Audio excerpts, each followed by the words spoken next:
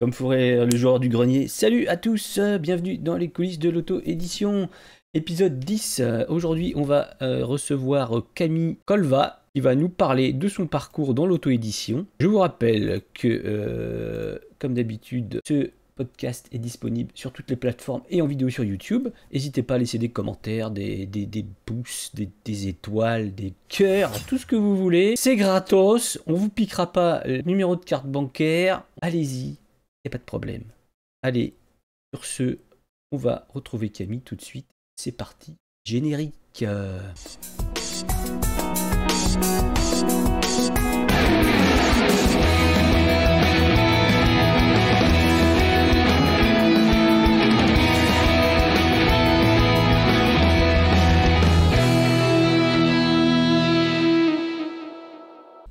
Bonjour, vous m'entendez bien?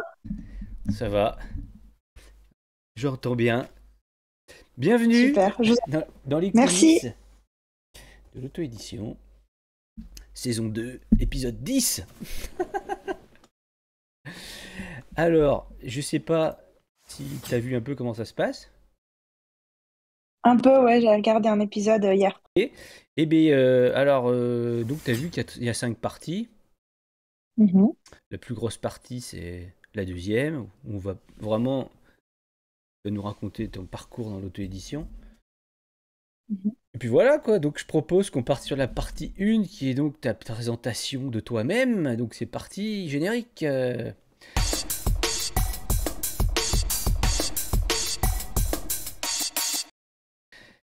Alors, d'où viens-tu où as-tu grandi? Tout ça quoi. Quel métier tu Alors, je fais? suis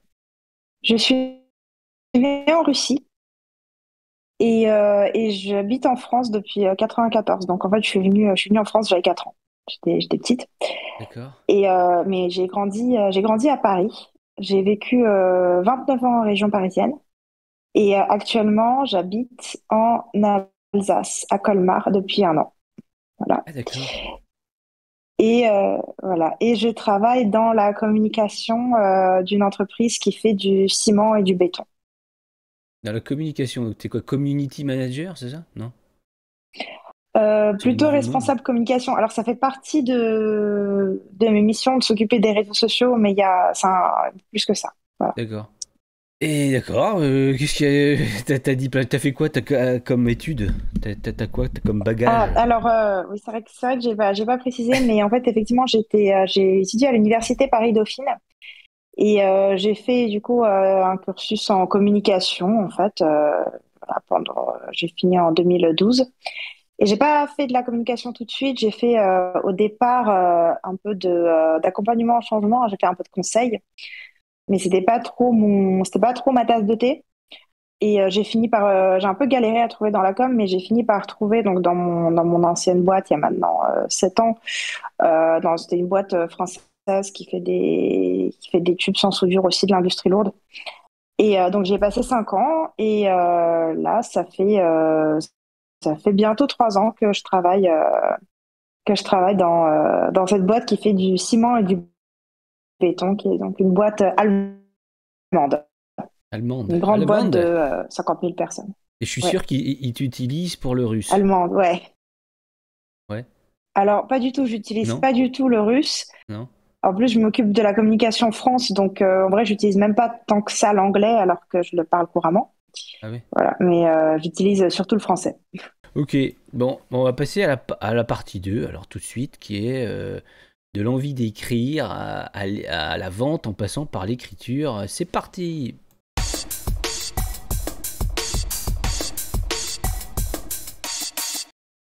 On va s'attarder surtout sur le premier, sur cette partie-là. Moi, j'aime bien essayer de comprendre pourquoi les gens se sont mis à écrire à un certain moment.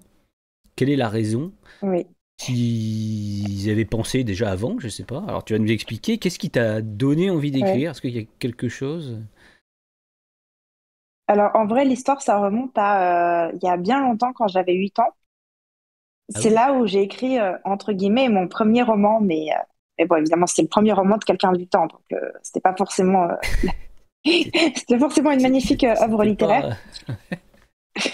Et ben après, ça faisait quand même. En fait, il y avait, j'ai fait sur l'ordinateur de mon père enfin, je pense que c'était l'ancêtre de Word. C'était un logiciel un peu tout noir, enfin très moche. C'est un sorte de traitement Sur texte. Et, MS-DOS. je pense, ouais, moi, je me rappelle plus du nom parce que Mm. j'étais trop petite, mais ouais, j'avais écrit. Et je Je- crois que sur ce logiciel, ça faisait à peu près 80 pages. Donc c'était quand même un gros pavé pour quelqu'un de 8 ans. Mm. Et en fait, ce qui était rigolo, c'était le sujet du roman, qui était l'histoire d'une tueuse en série à Liverpool dans les années 70. Alors pourquoi à Liverpool où je n'ai jamais mis les pieds, je ne sais pas. Pourquoi dans les années 70, une époque que je n'ai pas connue, je ne sais pas non plus. Mais toujours est-il que j'ai parlé de ça et en fait, elle se baladait dans les rues et elle tuait des gens comme ça au hasard. Et en fait, il y avait un policier évidemment qui était chargé d'attraper cette tueuse en série. Sauf que, évidemment, son problème, c'était qu'il est tombé amoureux de cette tueuse en série, parce que, évidemment, qui ne le serait pas? Tout le monde est amoureux des tueurs en série. Et en fait, à la fin, il finit par l'attraper. Sauf que elle veut pas aller en prison, et du coup, elle se suicide. Et lui, il veut pas vivre sans elle, parce que, toujours, c'est une tueuse en série, donc forcément, Et donc le il se niveau de suicide séduction, aussi. il est là, quoi. Il se suicide aussi.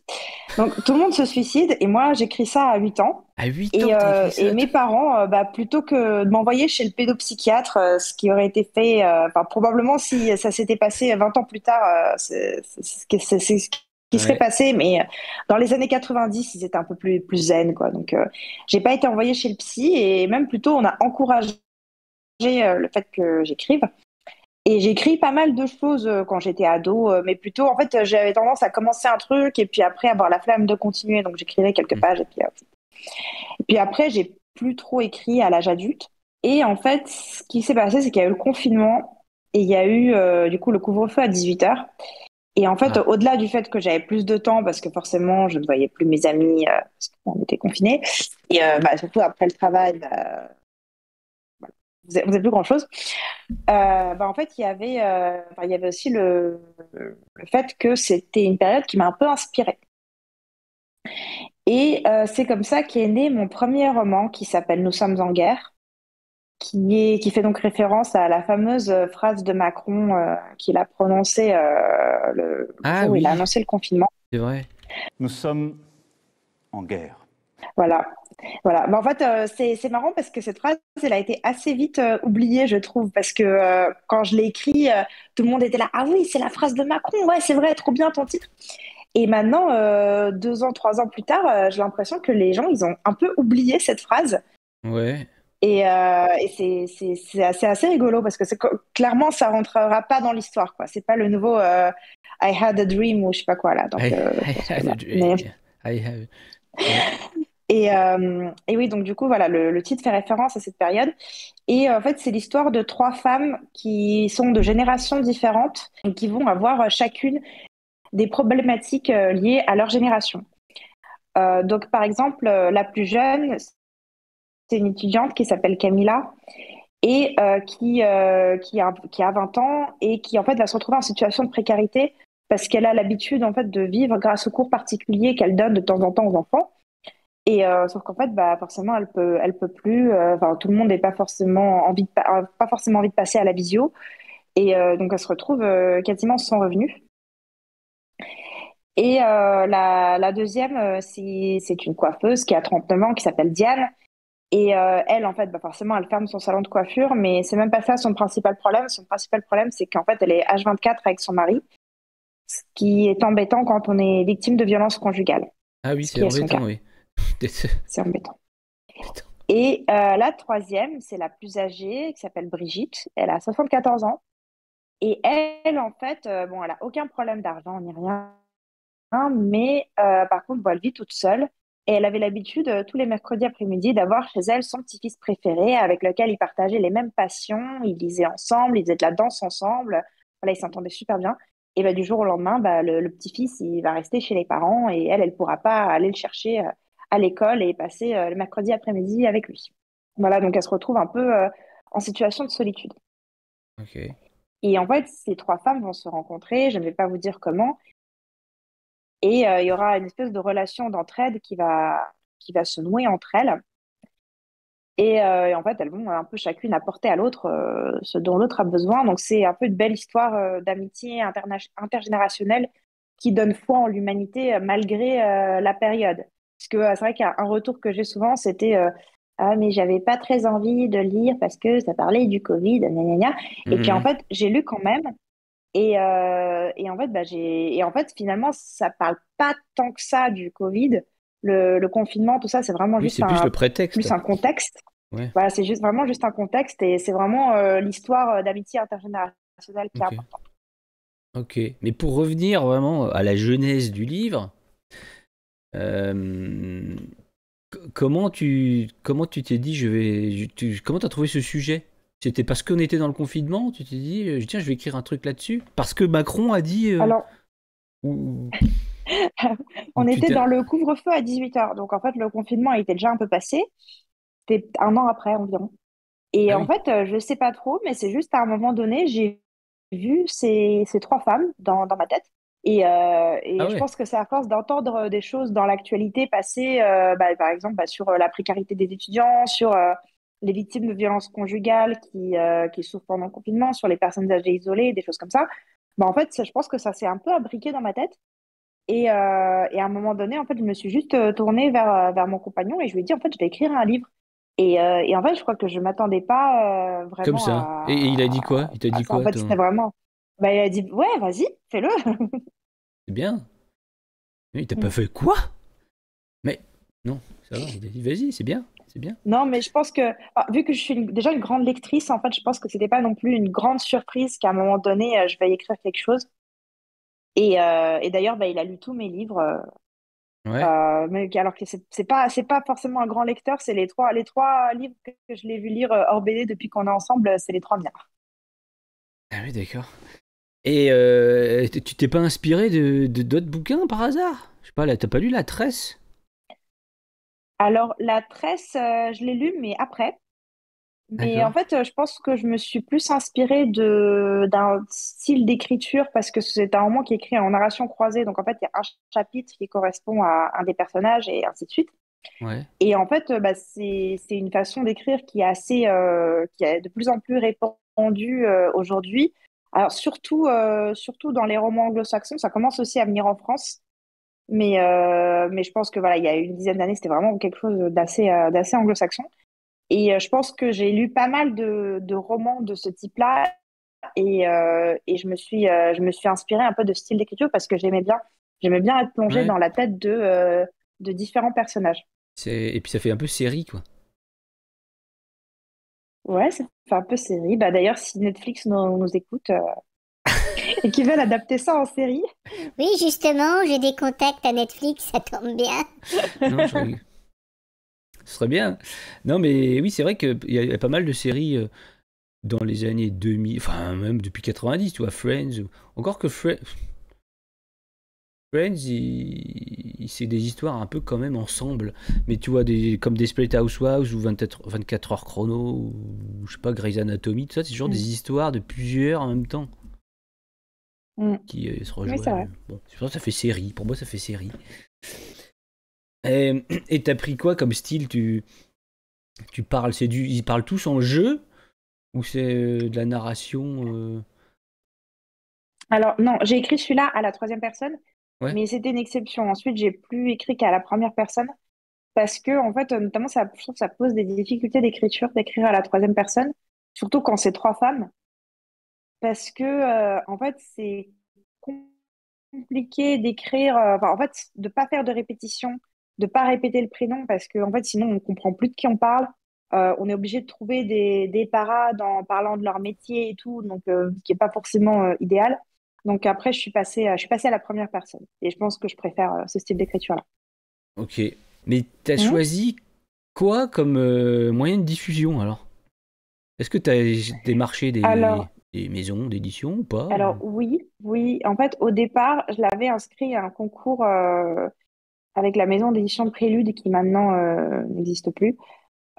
Et qui c'était un concours organisé par Kobo où en fait on mettait son e-book sur une plateforme et en fait enfin, il y avait 5 finalistes et l'un d'eux était publié par Prélude. Alors, j'ai pas été sélectionnée, même pas parmi les 5. Ouais. Donc voilà, c'était la première étape.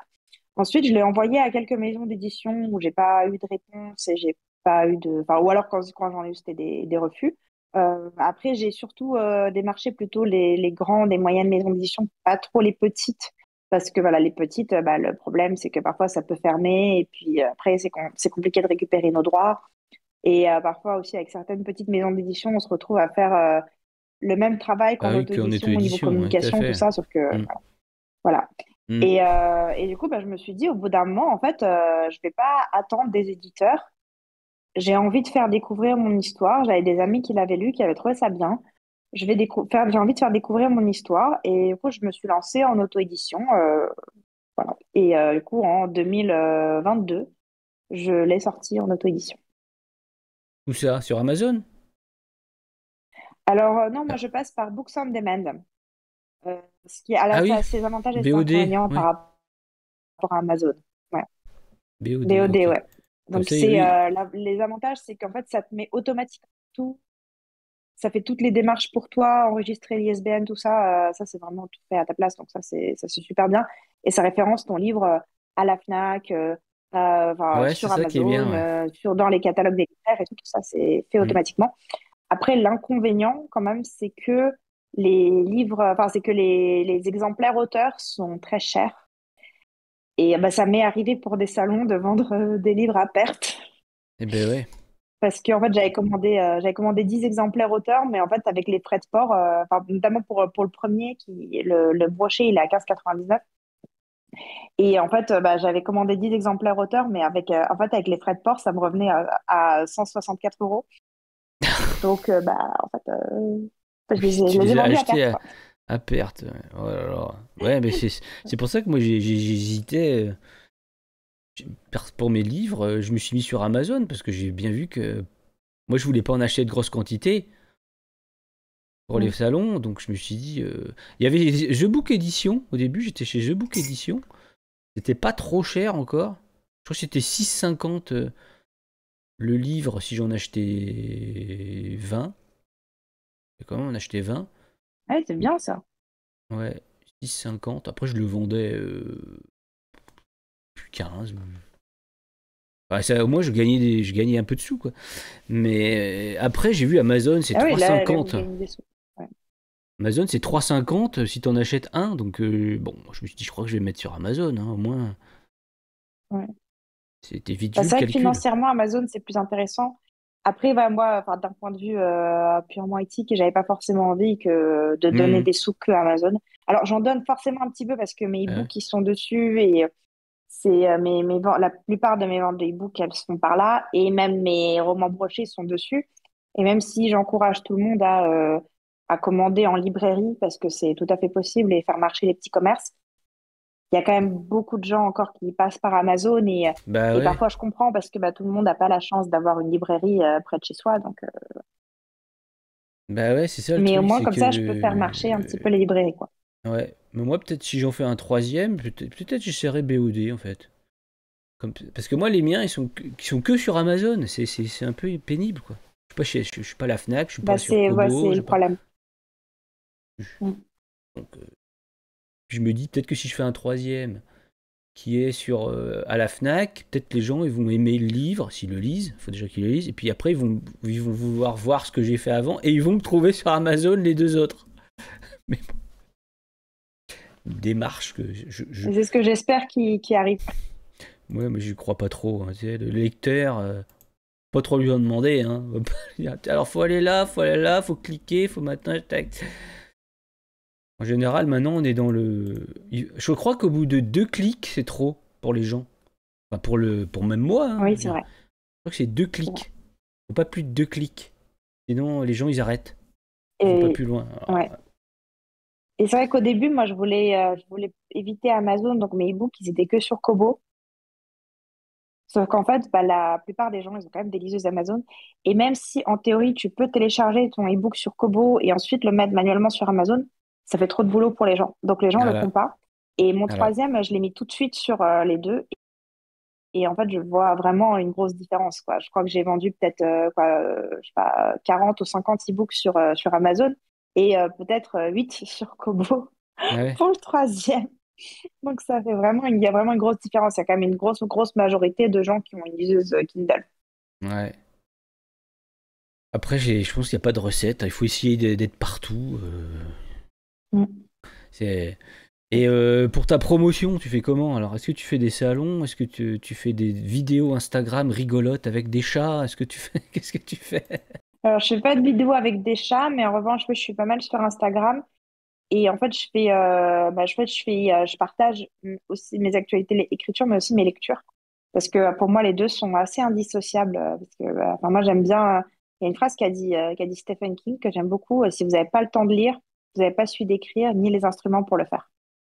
Ah ouais. Et moi, j'aime beaucoup cette phrase. Donc, pour moi, en fait, pas forcément. Alors, quand je commence un roman, je me dis pas, je vais m'inspirer de tel ou tel. Mais toujours est-il que je pense que inconsciemment, on le fait. Inconsciemment, on s'inspire. Bah, c'est comme je vous disais tout à l'heure, bah, j'ai repris cette histoire de narration croisée que j'avais vue dans d'autres romans. Et d'ailleurs, ma maman, elle m'a beaucoup fait rire parce qu'elle m'a demandé si c'était moi qui avais inventé ce procédé d'écriture. Et j'ai dit non, j'aurais bien voulu, mais non, ce n'est pas moi. Du coup, bah, voilà, inconsciemment, on s'inspire forcément de nos lectures. Et après, bah, voilà, en fait, je partage mes actualités écriture. Donc, bah, quand je finis un Je, premier jet, je le mets. Voilà. Là, je récemment, j'ai partage... fait un petit post sur les recherches Google que j'avais faites pour chercher des choses pour mon quatrième roman. Donc, histoire un peu de faire rigoler. Après, les salons, pour le moment, j'en ai fait assez peu. J'en ai fait là 2 en novembre dernier. C'était la première fois que je faisais des salons. Mais aussi, je pense que le fait d'avoir quitté la région parisienne, ça Ah aide oui. parce que bah, en région parisienne, personne ne va entendre parler de livres auto-édités en salon. Ah Alors ouais. qu'en région, ils sont plus ouverts. Et bah, Plus ouvert. notamment, j'ai fait fin novembre le Festival du livre de Colmar, qui est quand même un assez grand, c'est quand même un assez grand salon littéraire dans le Grand Est avec pas mal de monde et tout. Et je l'avais fait via une asso qui s'appelle la Plume Colmarienne. Donc évidemment, le stand coûte un petit peu cher parce que voilà, c'est quand même un salon qui est reconnu. Mais il y a du monde. Mhm. Et j'ai pu quand même vendre plus de 30 livres sur ce salon, ce qui pour moi est beaucoup. Alors qu'en fait, j'avais un petit peu d'appréhension parce que je me disais, bah, les gens, ils viennent sur le salon pour voir tel ou tel auteur de tel ou tel grand nom et ils vont pas forcément s'arrêter sur les petits stands. Et en fait, finalement, si, il y a quand même des gens qui l'ont fait. Ah ouais, 30, c'est énorme. C'est bien. J'étais Ouais. en train de montrer ton Instagram un petit peu Ouais. aussi. En même temps, j'ai vu que t'as des photos en salon. Et j'ai vu que t'es finaliste de Entraide aux auto-édités. Oui, oui, je suis finaliste de Entraide auto-édité. Après, en vrai, j'ai vraiment très, très peu de chance parce que j'ai lu certains romans qui sont très bons. Et parmi les finalistes, il y a une personne qui a gagné le prix des auteurs inconnus en catégorie romance. Et il y a aussi une des finalistes qui a gagné le prix Amazon, enfin, je sais plus c'est quoi le prix Amazon KDP, je sais plus exactement son nom. Donc voilà, avec tous ces beaux noms, Ah ouais. voilà, moi j'en attends pas grand-chose, mais en fait, ce qui est surtout sympa quand on est finaliste de ce genre de choses, c'est que en fait, il y a un jury qui a accès à l'e-book et qui le lit et du coup qui peut le chroniquer et Oui, ça c'est ça contribue à qui la est bien. visibilité, notamment il laisse des avis, tout ça. Donc c'est surtout vraiment ça le Ouais, c'est un peu de principal intérêt visibilité. qu'on Ouais. gagne, quoi. Mais il y a aussi Lily Dam que j'ai interviewé et il y a aussi Patrick Philippe, un, un copain que j'ai aussi interviewé. C'est marrant, vous êtes Alors 3 Lily interviewés apparemment. Lily Dam, elle est finaliste du prix. Je suis pas sûre qu'elle soit sur Entraide AE, mais je crois qu'elle est finaliste du prix PPI, du prix Plume Indépendante. Bien Ou indépendante. pareil, ouais, moi je suis aussi finaliste de ça en Ah ouais? catégorie livre psychologique. Ah Ouais, oui, c'est Thomas Karch qui ouais, s'occupe de c'est ça. ça. Lui aussi, je l'ai interviewé. Ouais. Ah oui? Ouais, c'est le... c'est le 3, épisode 3 de la saison 2. Il y a les deux Ah ben, Thomas de je suite. Il y a Thomas regarderai. Vilco, après il y a Thomas Karch. Comme là, il y Je avait regarderai Camille. parce qu'en En plus, Camille Liberté et Camille Thomas Kersh, il Colomb. est de ma région. C'est un Alsacien. Oui, c'est vrai, il est alsacien. Ouais. Bah, t'écouteras, ouais, c'est sympa. Ouais, je regarderai. Enfin, en général, tous les épisodes sont sympas. Il y a toujours quelque chose qui vous différencie. C'est ça que j'aime bien. Il y en a un, on va plus parler des chroniques. Il y en a un, on va plus parler de la promo. Il y en a un, et puis... Ouais. Je sais pas pourquoi, ça se fait comme ça. C'est sympa. Et puis j'essaye toujours de faire que ce soit assez dynamique. Parfois, je mets des musiques, je mets des photos. Suivant de quoi on parle. Par exemple, tout à l'heure, t'as dit un truc. Ah oui, MS-DOS. Le MS-DOS que t'écrivais, c'était tout noir. Je vais mettre une image, je mettrai une image sur la vidéo YouTube pour ceux qui connaissent pas. Pour les petits qui connaissent pas, c'est. Je suis vieux maintenant. Je suis vieux. Bon, bref. Je vous parle d'un temps que les moins de 20 ans ne peuvent pas Ouais, connaître. même les moins de 30. Aïe, aïe, aïe. Même les moins de 30, je pense, effectivement. Ouais, Moi, j'étais tout juste dans le... Ouais. Bah oui, parce qu'il y a 30 ans, c'était en 95. Putain, c'était la date, c'était l'année de mon bac. Il y avait déjà Windows 95 pour le coup, donc il y avait Word et compagnie, quoi. Ouais. Bah après, moi, mon père, il a eu MS-DOS pendant un petit moment, donc moi, c'était 98, mais c'était encore ça. Ouais. Ou alors C'était c'était pas peut-être un encore, autre truc, hein. c'était pas C'était encore peut-être pas le MS-DOS. Hein. Parce que le MS-DOS, c'était vraiment l'OS de l'époque, tu vois ce que c'est l'OS? L'OS, c'est Windows. Ouais. Donc Mais je pense que ça devait, c'était avant Windows en fait. être ça, mais c'est juste qu'il avait un vieil ordi. Ah ouais, il avait un vieil je ordi pense, peut-être. Je pense, ouais. Ok. On va passer à la partie 3. On a pas mal parlé un peu de tout là dans le parcours d'auto-édition. Partie 3, c'est donc des questions un peu marrantes pour te connaître un peu plus. C'est parti.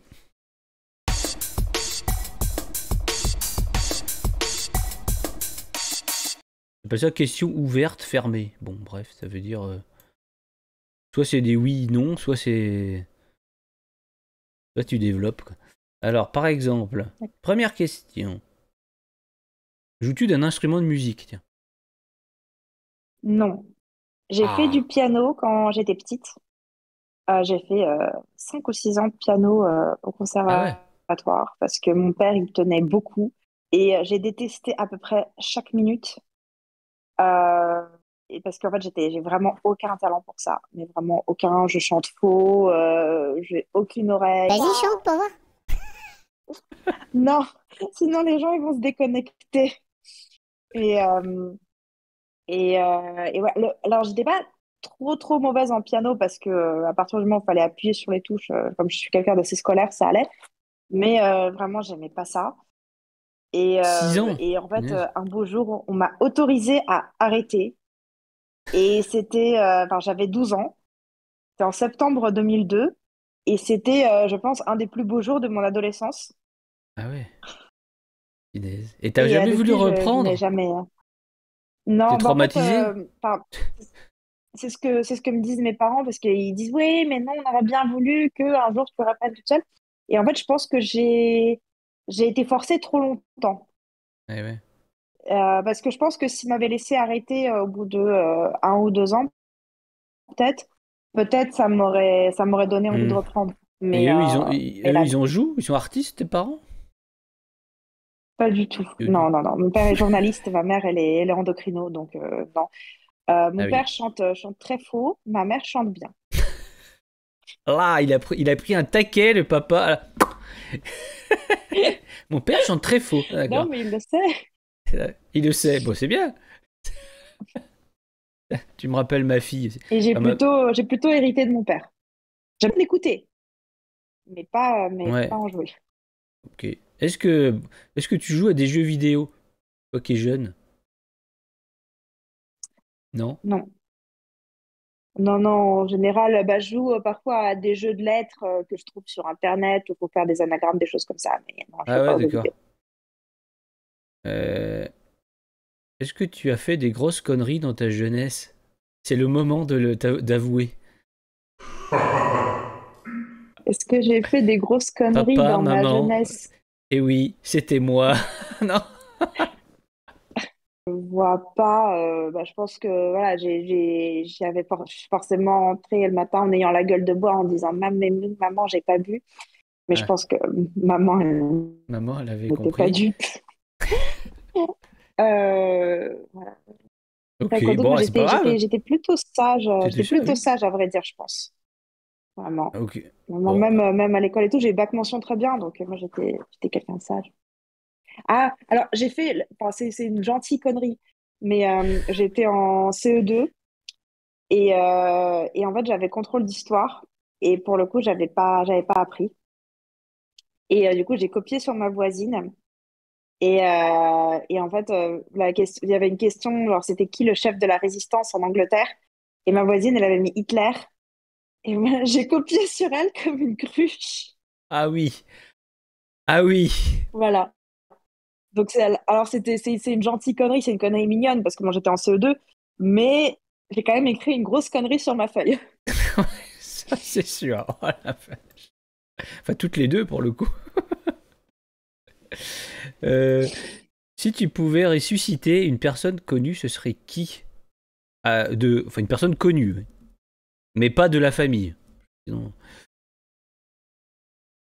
Alors, là, j'ai envie de dire Matthew Perry. Oh, excellent. Chandler Bing. Parce que c'est la dernière mort de célébrité qui m'a vraiment, vraiment fait de la peine. Ah ouais, moi aussi, j'étais trop triste. C'était mon préféré. Et puis quand tu connais sa vie, Oui, tu te dis putain, il a fait que galérer lui. Ou ouais. il était sobre sous cacheton, ou il était bourré. En gros, c'est ce qu'il avait dit à un moment. Dans sa biographie, Friends, Mes amours et cette chose terrible, il dit que en fait, enfin, faut regarder son poids dans les épisodes. Et en Voilà, fait, ouais. quand il a pris du poids, c'est l'alcool, et quand il a perdu du poids, c'est Ouais, les c'est les cachets. cachets, ouais. C'est terrible, hein. C'est pour ça que moi, je dis souvent, maintenant que j'ai deux ados à la maison, je dis souvent, rigolez pas avec l'alcool, quoi, parce que c'est pas marrant, quoi. C'est pas marrant hein, quand tu vois tous ces Non. gens, les Renault, enfin tous les gens qui y sont restés, quoi. C'est pas marrant, quoi. Non. Les Pierre Palmade, tout ça. Enfin, je trouve pas ça. On peut s'amuser sans ça, quoi. Mais bon, c'est Oui. tellement ancré dans l'être humain, cet alcool, que on dirait que les jeunes, il faut qu'ils y aillent à tout prix. Et il y en a qui restent, quoi, qui tombent dans le piège. Mm. Ouais, Mathieu Perry, si tu nous regardes.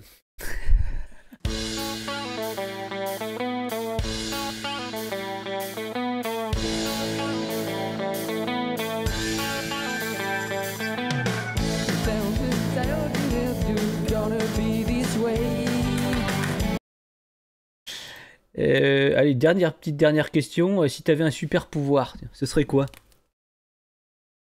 Alors, en vrai, j'ai un super pouvoir en tête, mais en fait, c'est un super pouvoir un peu chiant. Ah bon, Mais, mais c'est en fait, j'ai bizarre. des amis qui l'ont, parce que c'est un super pouvoir qui existe en fait. Mais j'ai des amis qui l'ont, et moi, je suis très jalouse. C'est le super pouvoir de pouvoir lire en voiture.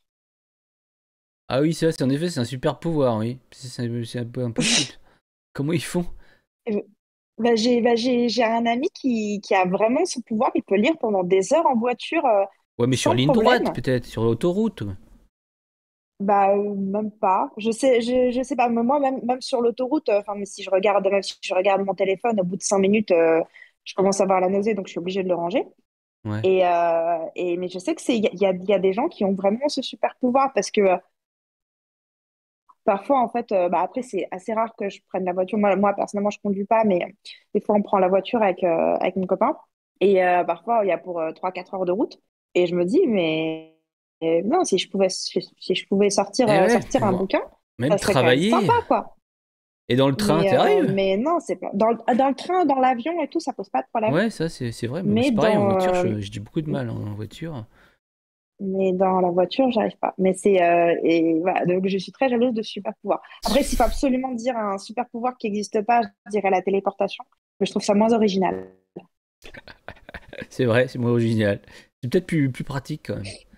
Téléportation, tiens, j'ai envie d'aller Bah, du coup, visiter. si je pouvais me téléporter, il n'y aurait pas besoin du super pouvoir de lire en voiture. Très bon, c'est vrai. Tu dis, tiens, je vais aller voir un petit peu l'île de Pâques. Hop, cling. Allez, j'y suis. Tiens, les Moaï. Tiens, il y a une petite hutte là-bas, je vais aller lire. Pas mal. Bon, allez, on va passer à la partie 4. Qui est donc le pitch du dernier roman. C'est parti. Hop, pitch du dernier roman. Donc, mon dernier roman, il s'appelle Écoutez si on éteint les étoiles. Et il raconte l'histoire d'une jeune femme qui s'appelle Elvira à 4 périodes différentes de sa vie. Donc, il y a une période en 95, en 2005, en 2013 et en 2023. Donc, elle a 6 ans, puis 16 ans, puis 24 ans, puis 34 ans. Et, en fait, à chaque chapitre correspond à une année. Donc, en fait, les années vont se croiser plutôt que de faire un gros bloc par année, en fait. Et du coup, ça permet de découvrir différentes facettes d'Elvira au cours de ces différentes années. Et ce qui fait un peu la force de ce roman que beaucoup de lecteurs ont apprécié, c'est que les passages de 1995, c'est écrit comme si c'était une petite fille de 6 ans qui écrivait. Ah ouais. Et du coup, j'ai un peu puisé dans la petite fille de 6 ans que j'étais il y a maintenant presque 30 ans pour... Celle qui vit à Liverpool. Pour choisir des mots d'enfant. Non, pas sans le côté écrire des romans de psychopathes. Non, parce qu'il faut qu'elle soit un peu attachante quand même. Et oui, donc effectivement, Elvira est un personnage très attachant parce qu'elle va faire... elle est très humaine en fait, elle va faire beaucoup d'erreurs. Elle va apprendre de ses erreurs ou pas. Elle va se chercher, elle va se trouver ou pas. Et en fait, ce roman, il aborde des thèmes assez variés, par exemple la grossophobie, la recherche de son orientation sexuelle, ou même la maladie d'Alzheimer. D'accord, il y a plein de sujets. Et c'est un roman... c'est quoi? C'est une romance quand même ou pas? Non. Non, non. Alors là, j'écris pas de romance. Mes histoires d'amour, plutôt, c'est quelque chose qui finit plutôt mal. Non, disons que c'est plutôt Ça un roman m'étonne. initiatique. Disons que c'est un roman initiatique, en fait. D'accord. Parcours initiatique. Développement personnel un peu peut-être aussi.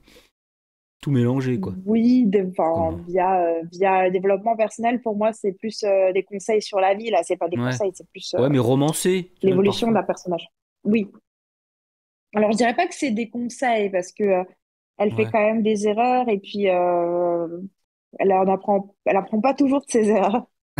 Donc après, c'est au lecteur de tirer ses propres conclusions. Tu vas comprendre, tu vas comprendre.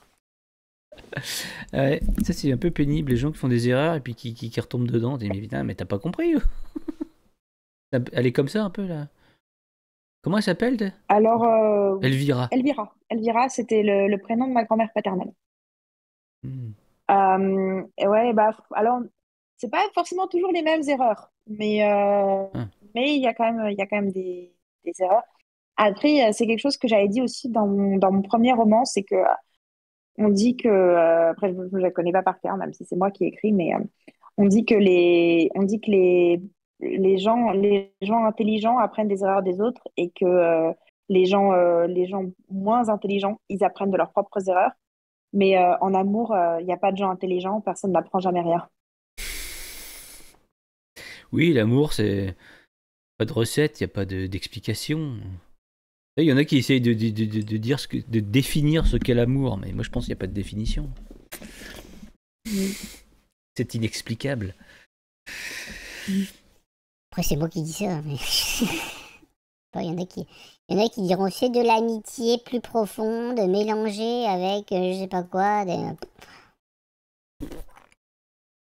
Mais parfois, la frontière entre amour et amitié peut être floue.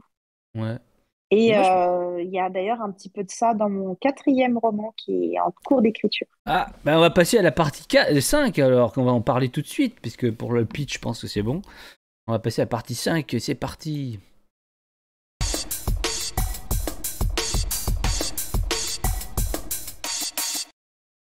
Qui est ton actualité, justement, et recommandation, tu vas me recommander quelqu'un, si tu veux, à la fin, à inviter ou à lire. Mais pour l'instant, ton actualité, tu vas écrire un 4e, alors. Alors, j'ai une actualité brûlante. C'est jeudi 19 décembre, donc dans 2 jours. Ouais. J'ai une nouvelle que j'ai écrite qui va sortir dans Femme Actuelle Jeux Extra. Parce que j'ai gagné un concours de nouvelles au début Ah ouais. d'automne. Ouais. Donc, voilà, une nouvelle qui s'appelle 6 mégaoctets et qui va être publiée dans un magazine. Dans un magazine. Ah ouais. Et, ouais. Et en fait, cette nouvelle, je me suis inspirée un peu de cette nouvelle pour écrire mon 4e roman. Et en fait, mon 4e roman, alors je vais pas trop en dire parce que pour éviter de spoiler pour la nouvelle. Alors, la nouvelle ne spoilera pas spécialement pour le roman, Ouais. mais par contre, si je pitch trop mon roman, ça peut spoiler pour la nouvelle. Donc, comme Ouais, la non, nouvelle mais est c'est encore pas grave. Là, on est sortie, juste voilà. actualité. Et tu dis, le 4e roman va sortir. Voilà. Quand Et, est-ce qu'il va voilà, sortir? donc, sans trop en dire, il sera question de infidélité émotionnelle. Donc, justement, de cette frontière un peu floue entre amour et amitié qui peut parfois apparaître entre 2 personnes hétérosexuelles du sexe opposé ou 2 personnes homosexuelles du même sexe. En l'occurrence, c'est 2 personnes hétérosexuelles du sexe opposé. Ok. Et tu l'as fini ou? Alors, j'ai fini le premier jet. Ok. Ah oui, ouais, c'est pas mal. Mais voilà, j'ai encore pas mal de travail de réécriture à faire, donc j'espère une sortie pour premier semestre 2025. Mais voilà. Après, moi, je me mets pas à la pression, donc voilà, je sais pas, premier semestre, ça sera au 2e semestre. Voilà, voilà, Bah, là, le c'est premier jet l'avantage d'être en fini, t'as quand auto-édition, même, c'est que, c'est pratiquement fini. ouais. Tu pourrais même le sortir premier Bah non, trimestre. parce qu'il y a quand même pas mal de boulot encore. Ouais. Mais voilà, après, je me mets pas la pression. C'est l'avantage aussi d'être en auto-édition. C'est que si finalement je peux pas le sortir pour la date que je veux, bah, je le sors pour plus tard. Et puis voilà, et puis personne ne meurt, quoi. Mais c'est ça, ouais, c'est vrai, on fait ce qu'on veut, on n'a pas de pression, on n'a pas Voilà. la maison d'édition derrière. Alors, il faut qu'il sorte, hein, il faut qu'il sorte. Mm. Ok, Mm. et sinon, tu as des salons prévus, tu as des dédicaces, quelque chose? Alors, j'aurai un salon, mais c'est quand même dans un peu longtemps, qui sera fin mars. Ce sera le week-end alors je crois que c'est 21, 22 mars ou 22, 23 mars. En tout cas, c'est samedi, dimanche dans ces eaux-là. Et c'est un salon, le salon du livre de Mittelhausbergen, Mittelhausbergen, ja, qui, sehr gut. qui est à côté de Strasbourg. Mais du coup, ça sera pas avant mars. Est-ce que tu as quelqu'un à me recommander, à inviter, un auteur ou une autrice, ou à lire, ou à inviter? Alors, moi, je peux. Est-ce que tu as déjà reçu Laure Inise? Non. Comment tu dis? Laure, comme le prénom. Ouais. Inise, alors, pardon, I-N-I-Z. Inise, non, je connais pas. Oui. Ouais, elle a été sur le podium du concours Entraide à eux les 2 années précédentes. Et là, elle D'accord. concourt de nouveau cette année. Donc, quand je dis que voilà, j'ai aucune chance, c'est vrai. Et moi, j'ai beaucoup aimé les 3 romans qu'elle a écrits. D'accord. Donc, voilà. Donc elle a fait la préface de mon 3e roman. Donc, voilà, je la recommande. D'accord. Laure Inise. Parce qu'en fait, on est des milliers, hein. Si je veux, je crois que je peux la faire 10 ans, Oui. cette émission. Même plus, parce que... Mais oui. Enfin, c'est sans fin, de toute façon, puisqu'il y a des gens qui grandissent, qui vont avoir 20 ans, 25 ans, puis qui vont écrire des livres, et puis... Donc, il y aura tout le temps des gens. Donc, on peut dire au revoir aux gens sur YouTube et sur les podcasts. On leur dit au revoir. Et j'arrête Au revoir les gens l'enregistrement. de YouTube.